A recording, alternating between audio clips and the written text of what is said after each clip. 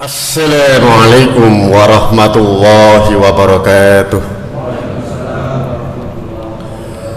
Alhamdulillah alladzi 'allama bil qalam 'allamal insana ma lam ya'lam. Asyhadu an la ilaha illallah wahdahu la syarikalah wa asyhadu anna Muhammadan 'abduhu wa rasuluhu la nabiyya ba'da. Raditu billahi rabba wa bil islami dina wa bi Muhammadin nabiyya wa rasula. Allahumma inni as'aluka rizqan thayyiba wa ilman nafi'a wa amalan mutaqabbala. Bapak-bapak, ibu berjamaah salat subuh yang dirahmati Allah, mari kita bersama-sama tidak henti-hentinya untuk senantiasa berucap syukur kehadirat Allah Subhanahu wa taala. Karena sampai dengan pagi hari ini kita masih diberi kesempatan oleh Allah untuk bersama-sama menegakkan sholat di masjid yang insya Allah penuh dengan barokah dari Allah Subhanahu wa ta'ala. Mudah-mudahan seluruh aktivitas kita selama ini semuanya terima dan mendapatkan ridho dari Allah Subhanahu wa ta'ala. Sholawat dan salam mudah-mudahan tetap terlimpah pada junjungan Nabi besar Muhammad SAW yang telah membimbing umat manusia dari zaman gelap menuju zaman yang terang, dari zaman biadab menuju zaman yang beradab. Dan mudah-mudahan kita yang hadir di tempat ini dan keluarga kita di rumah termasuk hamba-hamba yang senantiasa mendapatkan hidayah dari Allah Subhanahu wa taala, agar kehidupan kita selamat dan bahagia dunia, selamat dan bahagia pula nanti di akhirat. Amin ya rabbal alamin. Bapak sekalian, pada pagi hari ini akan kita bahas salah satu dari rukun iman yang kita yakini, yaitu rukun iman kepada malaikat.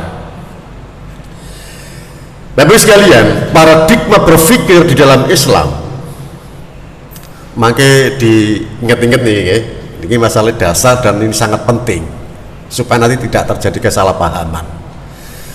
Paradigma berpikir dalam Islam tentang urusan gaib, kita dilarang membicarakan yang gaib, itu hukum asal. Jadi kita dilarang bicara tentang hal yang gaib. Kita diperbolehkan membahas urusan-urusan gaib selama itu ada dalil, selama itu ada dasar dari Quran dan Sunnah yang sahih. Ini yang mesti dipahami lebih dulu, sehingga kita masalah hal-hal yang gaib tidak boleh menduga-duga. Contoh Pak ya, contoh nih, ten lebete Quran niku wonten ngeten, bahwa malaikat itu diperintahkan oleh Allah untuk sujud kepada Adam. Fasajadu illa iblis, dan tidak pernah sujud kecuali iblis. Kita tidak boleh menduga-duga. Menduga-duga gimana? Sujudnya malaikat itu koyok sujudnya menungso waktu sholat apa? Tidak ada dalil yang menunjukkan bahwa sujudnya malaikat seperti sujudnya kita pada saat sholat. Tidak boleh menduga-duga. Sebab seluruh alam ciptaan Allah, seluruh makhluk yang kita temukan di muka bumi ini, semuanya bersujud kepada Allah. Pepohonan, hewan, semua sujud kepada Allah. Sudah barang tentu sujudnya berbeda dengan sujudnya pada saat kita sholat. Demikian pula dengan malaikat. Kita hanya meyakini bahwa Allah memerintahkan sujud pada malaikat kepada Adam. Nah sekarang mengapa urusan gaib itu diberitahu oleh Al-Quran? Ya sebab kalau tidak diberitahu, akal manusia tidak akan pernah nutut. Maka perlu diberitahu supaya akal manusia tidak kesasar, keyakinannya tidak sesat.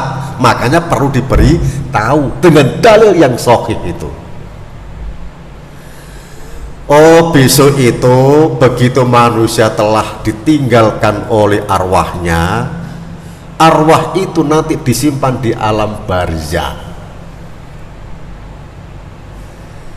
Pak, alam barzah. Barzah, kata barzah dalam Al-Quran hanya disebutkan 2 kali. Yang pertama memberitahukan tentang terpisahnya antara air laut yang asin dengan air tawar. Ada pembatas di situ. Barzah. Yang kedua menerangkan tentang terpisahnya antara alam dunia dan alam akhirat. Di situ ada alam namanya barzah. Alam barzah itu bukan alam atau belum merupakan alam akhirat, sebab belum kiamat. Dikatakan dunia, loh orangnya sudah meninggalkan dunia. Nah, itu ada barzah. Nah, lalu sekalian, sekarang mari kita lanjutkan tentang iman kita kepada para malaikat sebagai pengantarnya, Pak. Siapakah malaikat itu? Malaikat itu dalam bahasa Arab, Pak, malaikat itu bentuk jamak. Dados kata menawi setunggal disebut malak. Jadi kata malaikat itu bentuknya bentuk jamak, bentuk mufradnya malak. Malaikat itu makhluk ciptaan Allah yang tersebut dalam Al-Quran sebanyak 109 kali. Jenengan pun percados, jenengan cek, nggih, jenengan cek. Jenengan waos Al-Quran mulai Al-Fatihah ngantos An-Nas. Engkone ana kalimat malaikah digaris bawahi. Malaikah garis bawahi. Mulai Al-Fatihah ngantos An-Nas jumlah 109. Kula sampun ngecek. Nggih.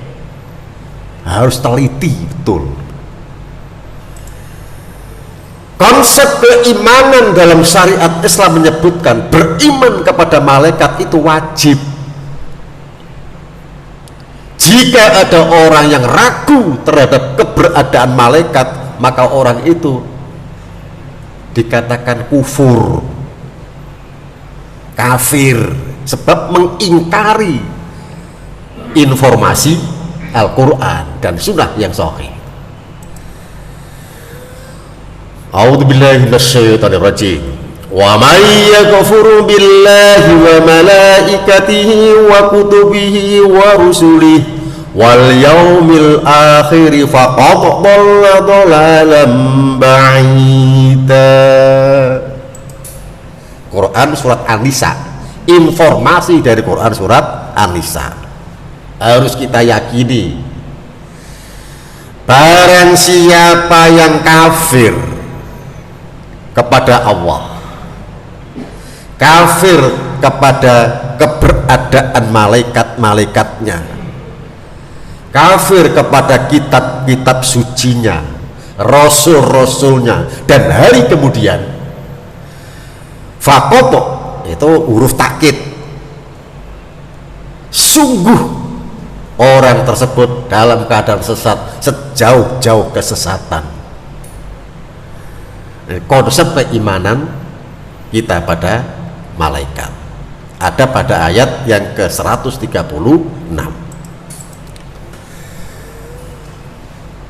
Nah, lalu sekalian, kita waktu masih di madrasah ibtidak, masih ngaji-ngaji di orang-orang tua kita, kiai-kiai, ustadz-ustadzah kita, dulu diajarkan malaikat itu ono 10. Pak, sebetulnya itu tidak cukup di situ, masih berlanjut ya. Banyak malaikat yang disebutkan dalam Al-Quran yang tidak ditentukan siapa namanya. Banyak malaikat yang tidak disebut namanya. Ada malaikat itu yang memikul arsy. Siapa itu? Tidak disebut namanya. Pada saat kita bangun dari tidur, turun dua malaikat untuk mendoakan kita. Siapa malaikat itu? Tidak disebut namanya. Ada malaikat yang diciptakan khusus oleh Allah menjaga siang hari. Jadi pada saat siang Pak, itu ada malaikat yang menjaga siangnya. Ada pula malaikat yang menjaga malam. Jadi koyok satpam. Ya. Nah, itu coro gampangan memahaminya begitu. Ono malaikat penjaga siang, ono malaikat penjaga malam. Silih berganti. Siapa nama malaikat itu? Tidak disebut dalam Al-Quran. Dan yang menggembirakan kita adalah Allah telah menciptakan malaikat khusus untuk mendoakan umat Islam yang beriman kepada Allah Subhanahu wa Ta'ala. Dan sudah barang tentu yang namanya malaikat, Pak, itu makhluk yang taat kepada Allah, makhluk yang suci, yang diciptakan oleh Allah. Jika itu ditugaskan, tupoksinya itu adalah mendoakan umat Islam yang beriman kepada Allah, maka kita mestinya harus tahu kita harus bagaimana supaya mendapatkan doa malaikat itu. Nah, ini penting. Nah, Bapak sekalian, masing-masing malaikat punya tugas tertentu. Ora ono ceritane ono malaikat antar malaikat bargaining. Ono malaikat Ridwan, ono malaikat Malik. Ridwan ngomong, "Lik Malik, aku rodok bosen jaga surga. Wis gantian ae mari. Sesekali sampean jaga surga. Aku kepengin nuk neraka iku sapa wae." Iku ngono ora ono, Pak. Ora ono keterangan ngono iku. Jadi kalau malaikat yang diciptakan oleh Allah khusus untuk menjaga surga, selamanya dia menjaga surga. Kalau Allah menciptakan malaikat untuk mencabut nyawa, untuk selamanya, tupoksinya hanya untuk mencabut nyawa, dan itu dari instruksi Allah. Dados mboten mentang-mentang tugasnya njabut nyawa, njabut nyawa saenake dhewe, mboten, Pak. Ya. Disitulah yang kemudian kita mendapatkan informasi Al-Quran. Wa ma minna illa lahu maqamun ma'lum. Dan tidak ada dari kami para malaikat melainkan mempunyai kedudukan dan tugas tertentu. Quran surat As-Saffat ayat yang ke-164. Sekarang mari kita bicarakan kelompok muslim yang bagaimana yang akan didoakan oleh para malaikat.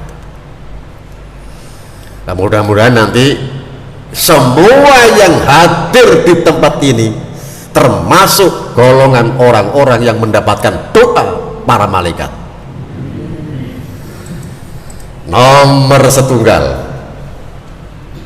yang mendapatkan doa para malaikat adalah orang yang sedang duduk menunggu waktunya sholat. Duduk di masjid, Pak, bukanlah duduk yang percuma, bukan duduk yang sia-sia, tapi duduk di situ menghasilkan doa para malaikat. Tapi sekalian contoh nggih, contoh ben wonten gambaran ingkang jelas. Jumatan sakmenika jam 11:28 menit. Jam 11:28 menit. Jenengan berangkat mlebet masjid jam 11. Ada 28 menit. Jenengan sholat tahiyatul masjid, wirid, doa, macam-macam, mungkin maos Al-Quran. Jenengan duduk menunggu datangnya sholat Jumat berjamaah bersama imam. Duduk di situ, Pak, malaikat berdoa kepada Allah Subhanahu wa taala, Allahumma firlahu, Allahumma rahamhu. Ya Allah, ampunilah orang ini. Siapa yang duduk di masjid ini menunggu datangnya sholat? Allahumma rahamhu, ya Allah rahmatilah dia, kasih sayangilah dia. Siapa yang duduk menunggu datangnya sholat ini? Bapak sekalian, oleh karena itu tugas takmir ya opo carane wong iku kerasan nang masjid. Jumatan jam 11:28 menit, jam 09.00 wis duduk nang masjid. Wah. Ya. Jam 09.00 wis padha budal mlebu nang masjid. Mungkin pendapat saya ini jenengan tertawakan, tapi jenengan kalau lihat di Masjidil Haram dan Masjid Nabawi, sampai Jumatan jam 11 budal ora kedoman nenggon ya. Sampai nonton nang kene mesti ae, Pak kok jamnya mono wis budal loh. Kalau di Masjidil Haram, di Masjid Nabawi, orang sudah paham berebut pagi-pagi menuju sidang Jumat, walaupun harus duduk menunggu datangnya sholat. Allah memanggil, wasari'u ila maghfirah, bersegeralah kamu menuju ampunan Allah. Sebab menuju masjid itu artinya menuju maghfirah Allah Subhanahu wa taala. Dalilnya apa, Pak? Nah, di dalam Sahih Muslim hadis nomor 1061, la yazalul abdu fi sholatin ma kana fi musallahu yantadirus sholah fataqulul malaika Allahumma firlahu, Allahumma rahamhu. Seorang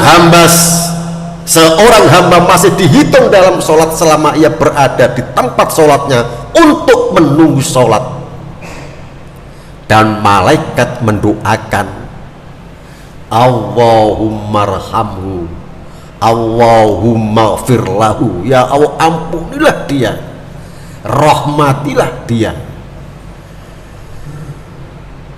Nyun sewu ya, nyun sewu. Ten mriki wonten kajian ba'da maghrib. Ada. Nah, sekarang ini banyak orang yang kemudian pada saat sholat maghrib berjamaah iku ramuli menunggu datanya waktu sholat isya, duduk di masjid. Niku Pak, para sahabat mempraktekkan seperti itu. Sebab antara maghrib dan isya itu dekat. Timbangannya mulai balik meneh aras-arasen, wis ora usah mulai nunggu datangnya sholat isya, duduk di masjid menunggu datangnya waktu sholat, mendapatkan doa para malaikat. Dan ini dalilnya sahih. Sekali lagi kita tidak boleh membicarakan hal yang gaib kecuali ada dalil ya. Nah itu pertama ya. Berikutnya yang kedua,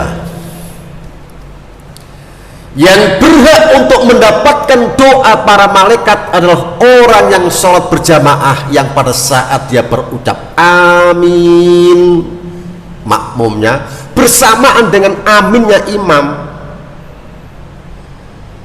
imam sholat itu juga berucap amin setelah Al-Fatihah diselesaikan bacaannya. Imam berucap amin, makmum berucap amin bareng karo sapa, bareng karo malaikat juga berucap amin. Jangan dikira-kira sholat tadi tidak ada malaikat.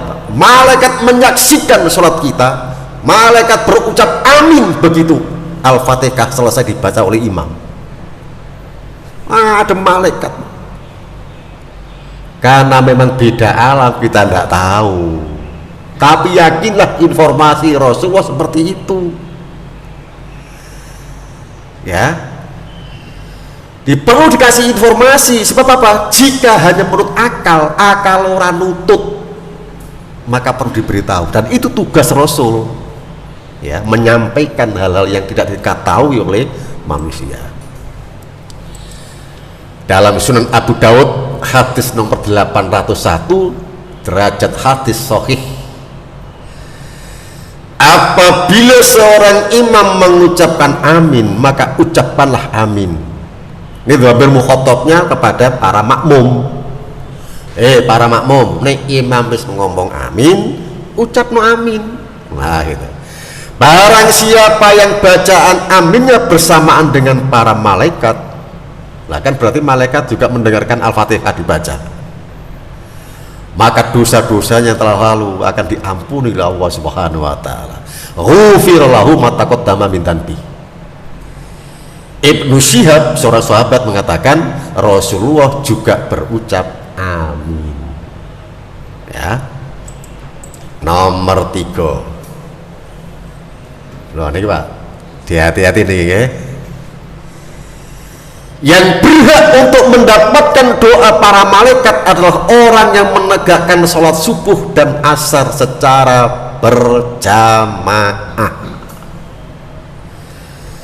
Pak Nyon Sewu nggih, kula ndamel istilah ingkang berlaku ten masyarakat. Walaupun toh itu salah kaprah.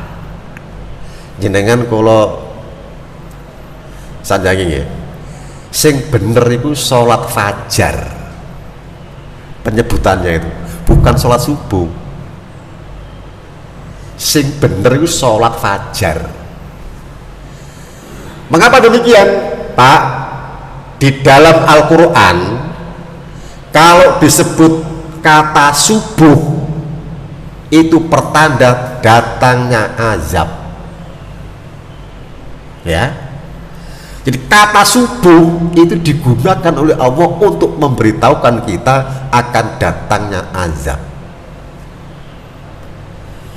Tapi kalau perintah sholat, Allah menggunakan kata fajar. Maka mestinya yang benar ada sholat fajar, bukan sholat subuh. Itu konteks dalam Al-Quran seperti itu, ya. Tapi tetap harus sholat subuh supaya jenengan nanti sholat fajar itu sholat apa, Pak? Gitu, sholat subuh, ya. Lalu sekalian, ada hadis yang agak panjang. Nah, ini nanti tadi yang sudah saya singgung, ya. Al malaikatu yata'aqabuna malaikatu bil laili wa malaikatu bin nahar wa yastami'una fi sholatil fajr. Lah, ya kan, sholat fajar bukan sholat subuh tapi sholat fajar. Wa sholatil asr. Nah, saya langsungkan aja ya, Sahih Bukhari, Pak, ya, Sahih Bukhari. Para malaikat malam dan malaikat siang silih berganti mendatangi kalian untuk menjaga. Sopo jenenge malaikat itu? Ora didudune, tapi ada. Ini informasi dari Sahih Bukhari. Jadi ada malaikat yang diciptakan Allah khusus untuk menjaga siang, dan malaikat khusus untuk menjaga malam. Dan mereka malaikat berkumpul saat sholat fajar, yang kita kenal dengan sholat subuh tadi, dan sholat asar. Mengapa berkumpul? Iya, sebab waya aplosan. Malaikat malam datangnya untuk menjaga itu waktu asar, sementara malaikat siang, penjaga siang, asar belum balik menghadap kepada Allah untuk melaporkan tugasnya.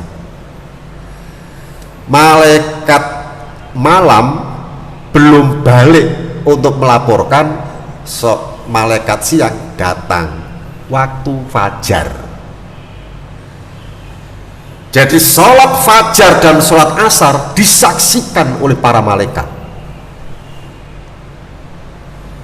Di dalam hadis itu Rasulullah memberikan gambaran untuk dipahami oleh para sahabat koyok malaikat itu berdialog dengan Allah supaya yang mendengarkan itu ngerti. Maka Rasul mengatakan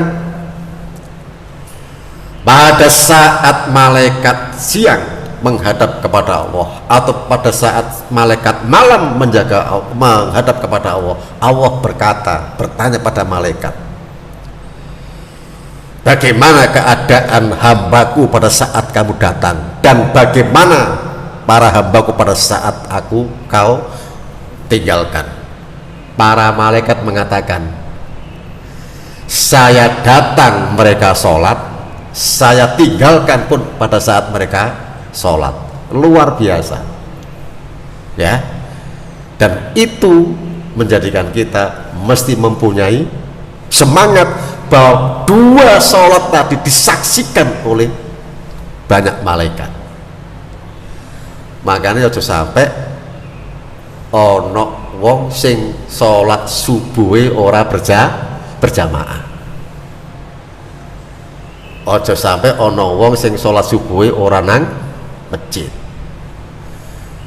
Karipan 1 kali 2 kali itu wajar, mungkin sakit, mungkin capek. Tapi nek karipan bendino iku kasus. Ya, ojo dibiasa nih. Nah, kita lanjutkan, Pak. Nah, sekarang nomor sekawan ini. Mulai malaikat berdoa kepada manusia, yang manusia itu menjalin hubungan antar manusia, jiwa solidaritasnya muncul.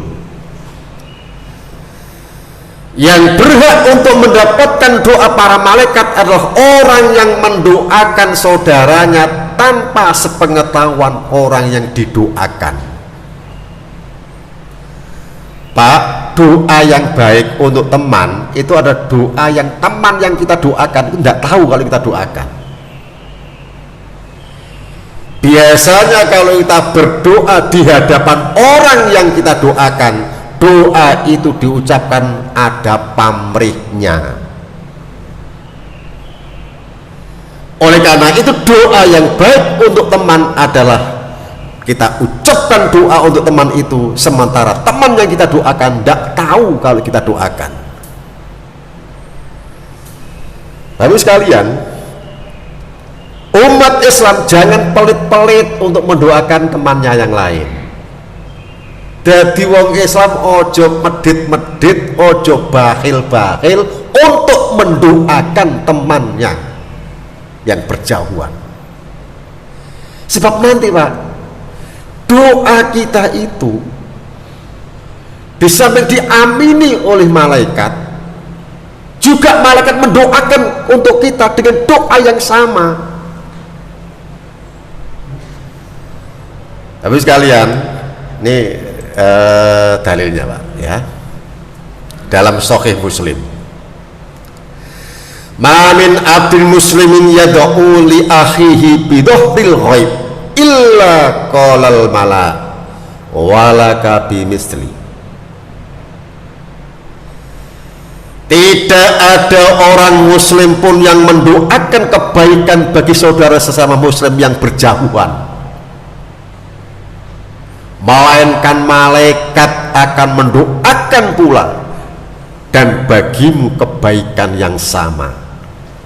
Kalau ambil contoh, Pak, ya, tanggal selangkung Ramadan, kalau pengenane tanggal 25 Ramadan kemarin, Pak,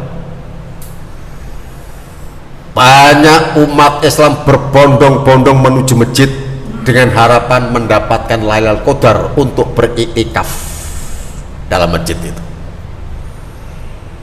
Tapi 25 Ramadan kemarin ternyata ada bom yang meledak di Masjidil Aqsa di Palestina. Dilengi-lengi tanggal selama Ramadan kemarin, bom meledak di Masjidil Aqsa. Sontak seluruh dunia Islam, umat Islam mengecam tindakan biadab itu. Sampai nang Indonesia pun ono doa keprihatinan untuk bangsa Palestina. Salah satu doanya ngeten, Pak, Ya Allah, selamatkanlah saudara-saudara kami yang ada di Palestina. Jadikan negeri Palestina negeri yang aman, supaya nanti orang-orang Palestina, saudara-saudara kami yang di Palestina, bisa beribadah dengan aman pula. Doa ngoten niku Pak, malaikat juga akan berdoa untuk kita. Demikian pula mudah-mudahan kamu yang di Indonesia diberi keamanan oleh Allah. Mudah-mudahan di Indonesia termasuk negeri yang aman, agar kamu yang ada di Indonesia bisa beribadah dengan aman pula. Qala malak walaka bimisli. Begitu kita berdoa kebaikan untuk teman kita yang jauh, maka malaikat pun akan berdoa seperti doa kita itu. Dan sudah barang tentu doa malaikat diterima oleh Allah Subhanahu wa taala. Sebab malaikat itu diciptakan khusus untuk menjawab doa-doa seperti kita itu. Makanya saya bilang dari awal tadi, wong Islam itu ojo medit-medit ndongakno koncone. Sebab nanti kalau kita berdoa untuk teman kita, kita pun akan didoakan oleh para malaikat. Balik nang awake dhewe. Ini pentingnya di situ, ya. Kita lanjutkan Pak. Nah, nomor 5 Pak, nanti dipraktekkan. Ini tidak sekedar tahu, tapi mesti dipraktekkan. Sama Pak, saya juga mempraktekkan. Seorang mubalik itu mempunyai tugas yang sangat berat. Wani ngomong sebab wis praktek nih.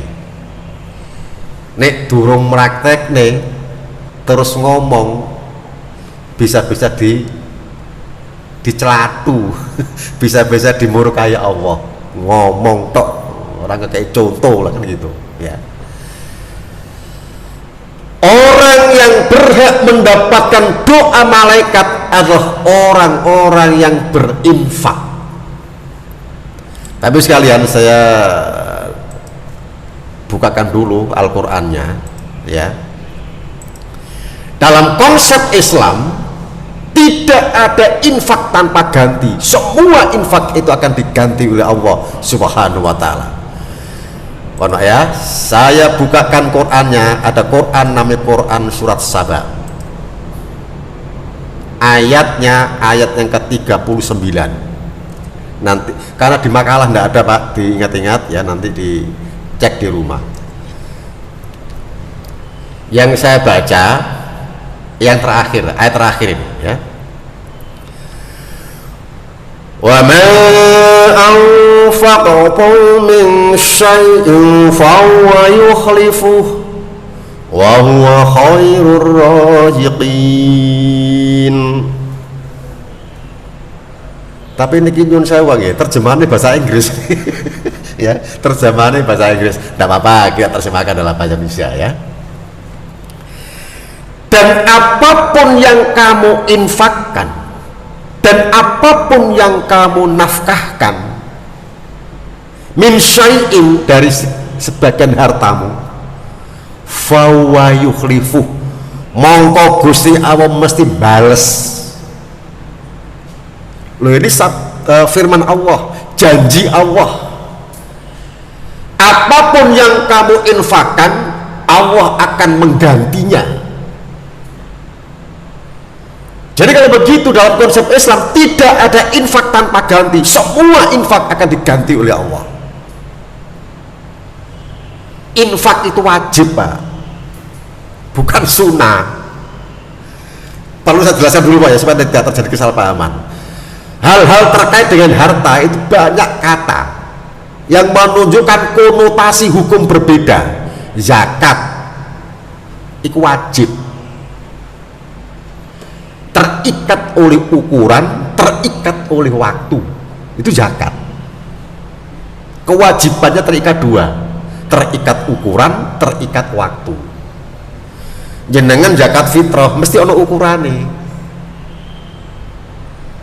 Jenengan zakat fitrah dibayar setelah sholat Id, itu bukan zakat namanya.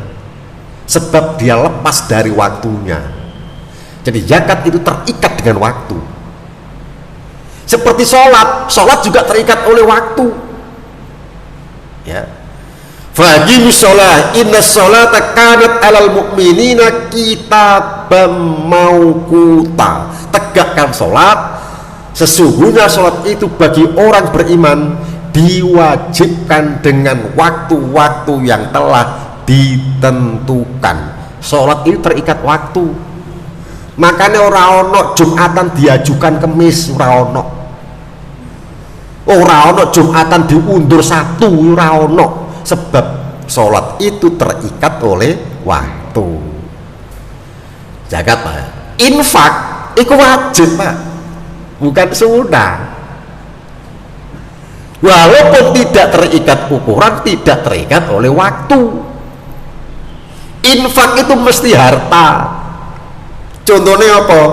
Ana wong lanang ngekeki blonjo wong wedok, iku ngono wajib. Dadi wong bebojoan, wong lanang ngekeki dhuwit nang wong wedok, iku wajib. Ora sunah. Lah sunah saenake dhewe, iku ngono wajib, Pak. Ibu-ibu ngasih uang pada anaknya untuk sekolah, untuk biaya pengobatan anak kalau sakit, iku ngono wajib. Jadi orang Islam yang cerdas, tidak ada uang yang keluar dari dompet kecuali niatnya untuk beribadah. Jadi wong lanang kayak duwe iku niati apa?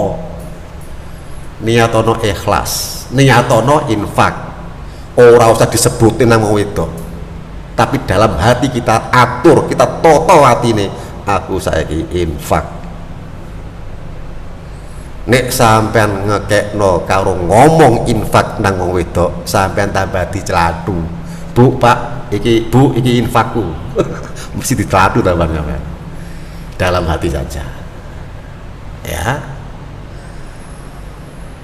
Beda dengan sedekah. Lah kalau sedekah itu sunnah, ya. Kalau infak itu mesti harta, kalau sedekah itu bisa materi, bisa non materi. Jenengan wonten tiang ngamen, wonten tiang kemis kayak duit, iku ngono sedekah. Dari kata-kata sidik, sampean guyu karo kanca sing apik, sedekah Pak. Tutur-tutur sedekah. Ya, sholat duha sedekah. Jadi sedekah itu bisa materi, bisa non materi. Tapi kalau infak mesti materi. Gitu ya. Nah ini, wa ma anfaqtum min syai'in fahuwa yukhlifuh wa huwa khairur raziqin. Dan apapun yang kamu infakkan, Allah akan mengganti. Jadi tidak ada infak tanpa ganti, semua akan diganti oleh Allah, dan itu janji Allah dalam Al-Quran. Balik pada makalah, begitu kita bangun tidur Pak, kita ini mendapatkan dua doa. Diling-iling Pak ya, diling-iling. Yang pertama doa dari Rasulullah. Pada saat kita bangun pagi, itu Rasulullah 15 abad yang lalu berdoa untuk kita umatnya. Apa isi doa Rasulullah? Allahumma barik li ummati fi bukuriha. Ya Allah, berkahilah umatku di pagi harinya. Habis ya? Terus ya, terus durung mari ya. Nah, tak tunjukkan Pak, dalilnya tak tunjukkan. Oh, enak ngaji nih ono LCD nih ngene iki Pak. Ya, ntar tak tunjukkan. Endi dungane Rasulullah sallallahu alaihi wasallam itu, tak tunjukkan Pak ya. Ntar.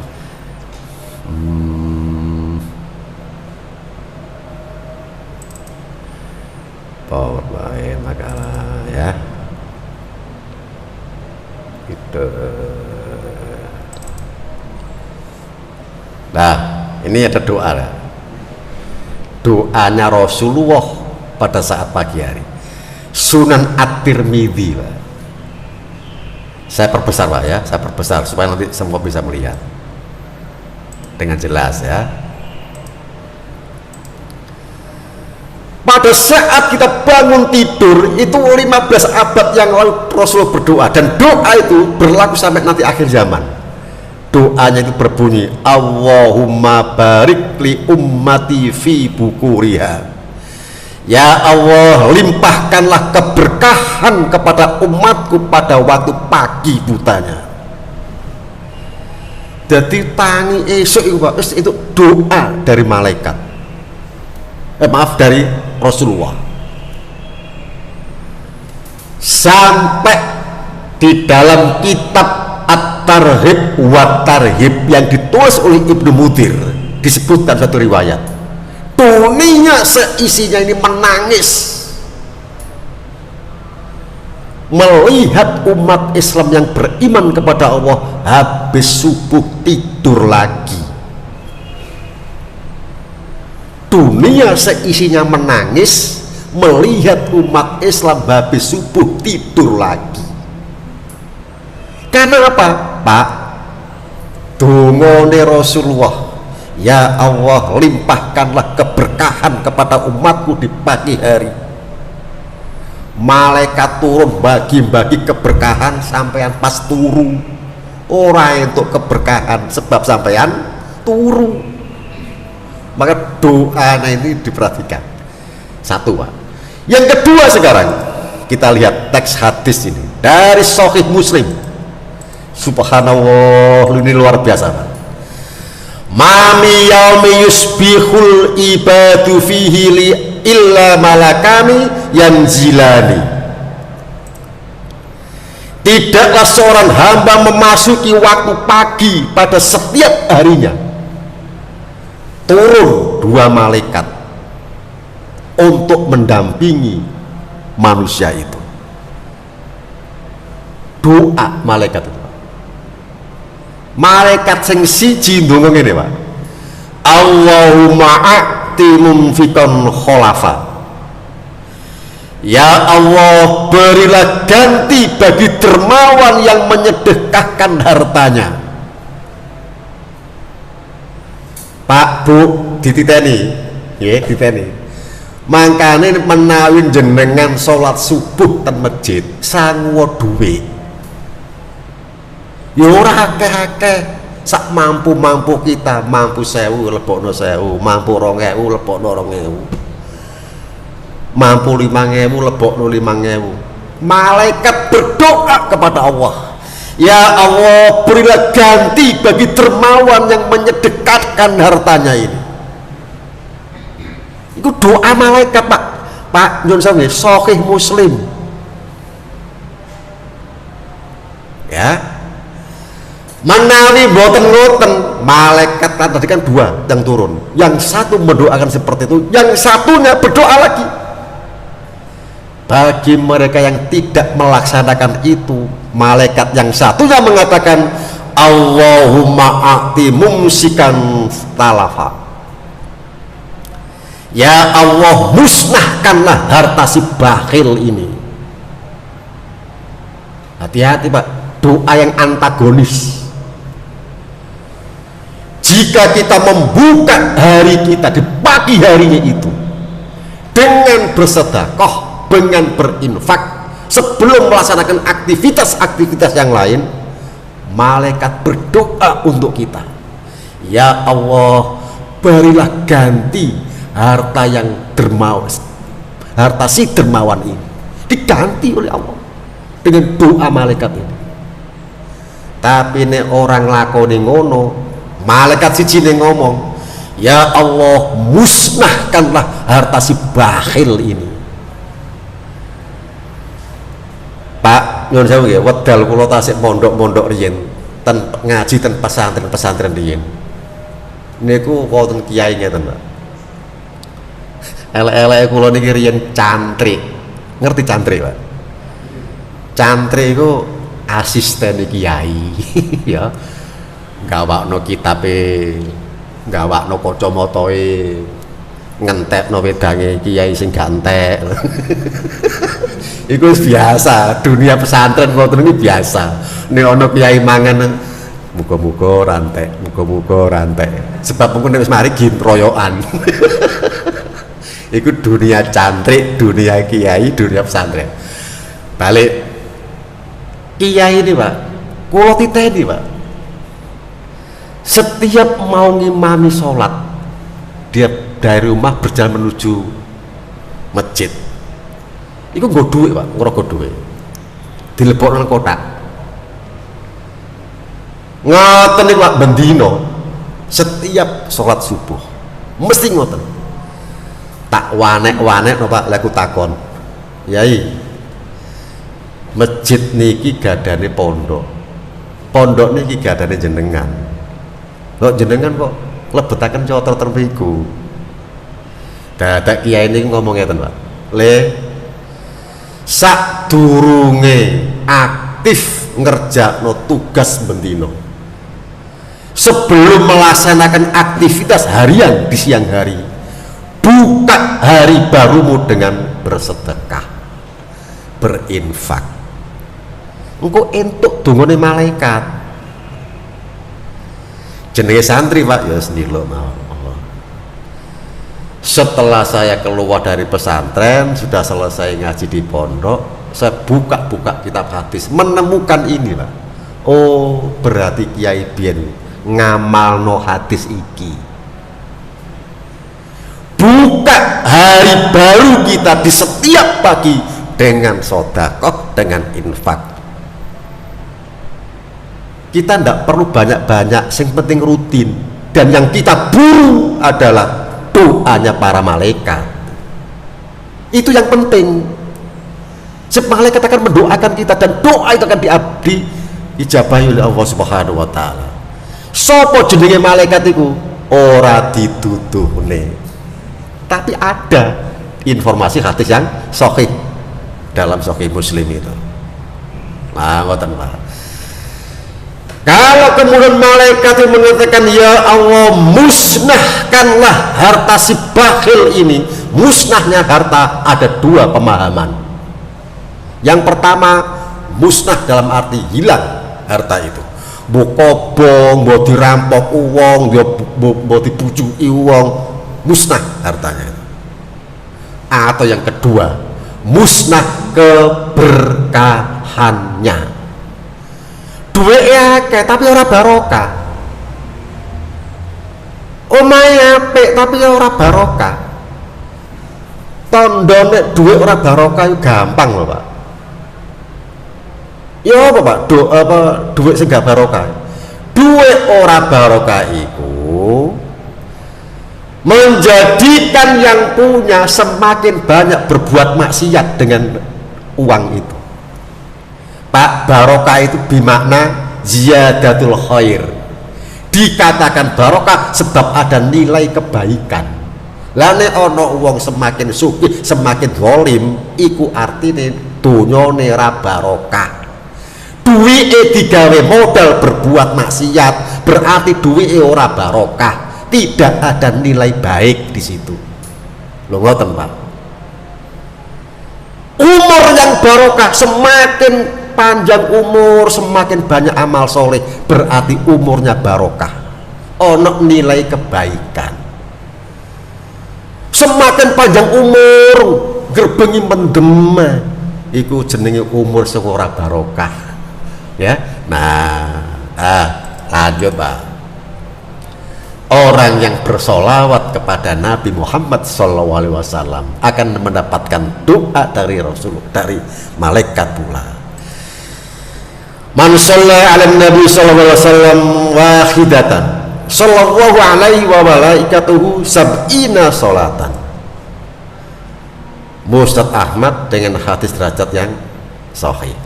Barang siapa yang bersolawat kepada Nabi satu kali solawat, maka Allah Subhanahu wa taala dan para malaikatnya akan bersolawat baginya 70 kali.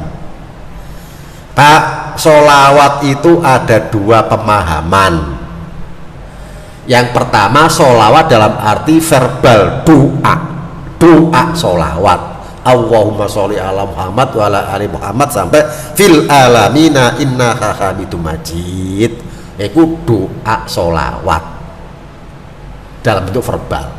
Pemahaman pertama itu. Pemahaman kedua adalah bersolawat atas Nabi itu adalah orang-orang yang berupaya menghidupkan sunnah Nabi. Jadi orang yang menghidupkan sunnah Nabi itu artinya bersolawat atas Nabi secara real, ya. Jadi menghidupkan sunnah itu artinya bersolawat kepada Nabi secara real, bentuk amalan. Kata singkatan Pak, orang dongo, ya Allah berilah kami rezeki yang halalan thayyibah. Itu dongo njaluk rezeki. Terus kita merealisasikan doa itu, bekerja dengan keras di bidangnya, disertai kejujuran dalam bekerja. Bekerja itu mencari rezeki, mencari maisha. Tadi ono doa untuk mendapatkan rezeki, ada pekerjaan yang bisa mendatangkan rezeki, dipadukan. Sholawat juga begitu, ada sholawat dalam arti doa sholawat kepada Nabi, ada yang menghidupkan sunnah Nabi. Kita lanjutkan. Orang yang sedang makan sahur besok hari Senin, ya. Nah, orang makan sahur itu Pak, nyon jauh, wong mangan sahur ku mesti ra enak. Walaupun makanannya lezat, kokinya hebat untuk memasak, tapi makan sahur mesti ora enak. Apa sebab enak-enake wong turu digugah kon mangan sahur ora enak. Tapi yakinlah dibalik ketidaknyamanan kita pada saat makan sahur ada doa malaikat, ya. As-sahuru a'luhu barokah. Makan sahur itu banyak barokah. Maka janganlah kalian tinggalkan meski salah seorang dari kalian hanya meneguk seteguk air. Sesungguhnya Allah Azza wa Jalla dan para malaikatnya bersolawat kepada orang-orang yang makan sahur. Nah, kita makan sahur dengan semangat mendapatkan sholawat Allah dan salat para malaikat. Lanjut Pak. Wah iki Pak, nomor 8 Pak. Saiki akeh wong sing kurang amal nih. Orang yang sedang menjenguk orang sakit, dialah yang berhak mendapatkan doa malaikat.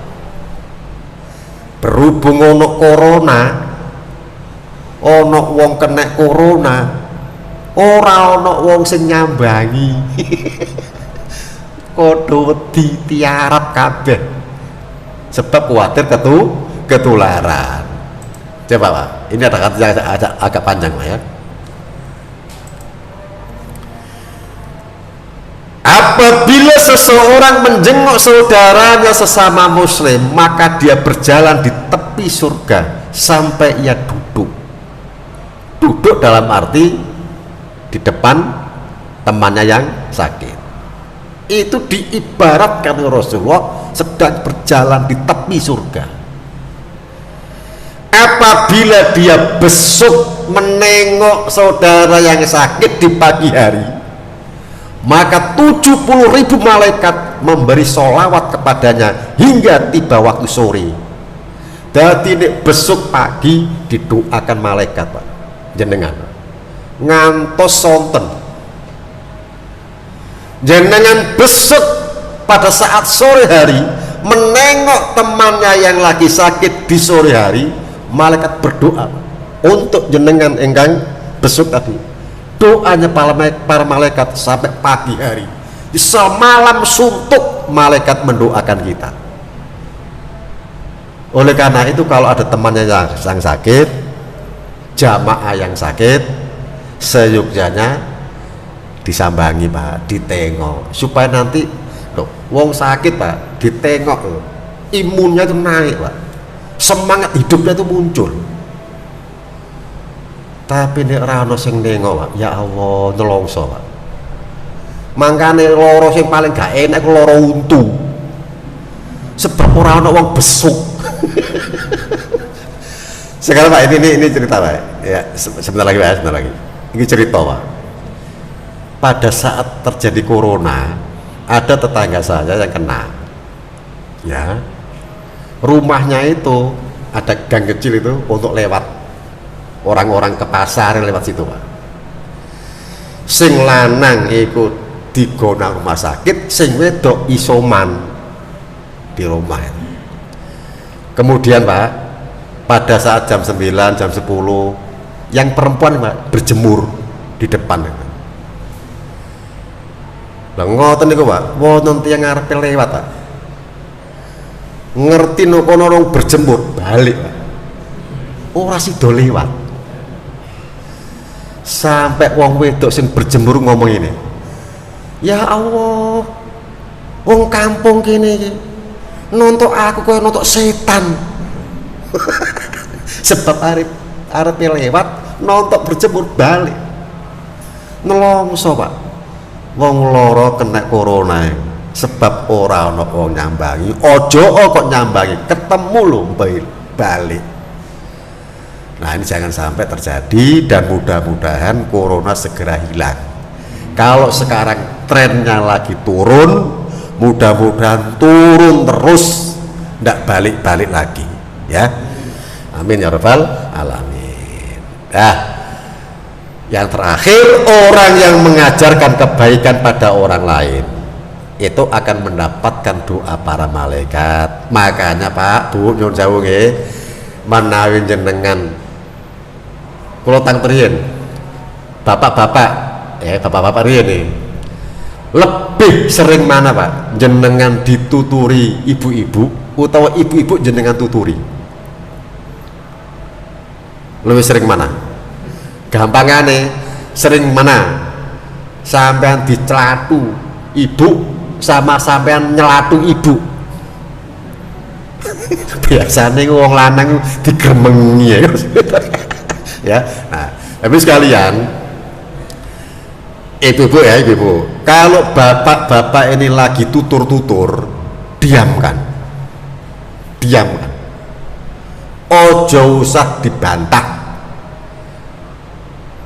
sebab dia masih menggunakan haknya untuk membimbing istrinya, dan itu merupakan kewajiban seorang suami. Bapak-bapak nuturi bojone iki ngono Pak, malaikat berdoa, tutur-tutur sing apik iku mendapatkan doa malaikat. Termasuk orang-orang sing dolek pitutur. Wong sing dolek pitutur tegese wong sing dolek ilmu, pelajar-pelajar, mahasiswa ya, itu nanti mendapatkan doa para malaikat. Keutamaan seorang alim dari seorang abid seperti keutamaanku daripada orang yang paling rendah di antara kalian. Sesungguhnya Allah dan para malaikatnya serta penduduk langit dan bumi, bahkan semut yang ada dalam sarangnya sampai ikan paus, mereka mendoakan untuk orang-orang yang mengajarkan kebaikan kepada manusia. Mudah-mudahan apa yang kita kaji pagi hari ini mendatangkan keberkahan untuk kita semua. Mudah-mudahan Allah Subhanahu wa taala memberikan kekuatan untuk kita agar bisa melaksanakan ajaran-ajaran yang telah dicontohkan Rasulullah Muhammad SAW. Amin ya rabbal alamin. Kita akhiri pertemuan kita dengan doa bubar majelis. Subhanakallahumma wa bihamdika asyhadu an la ilaha illa anta astaghfiruka wa atubu ilaik. Wassalamualaikum warahmatullahi wabarakatuh.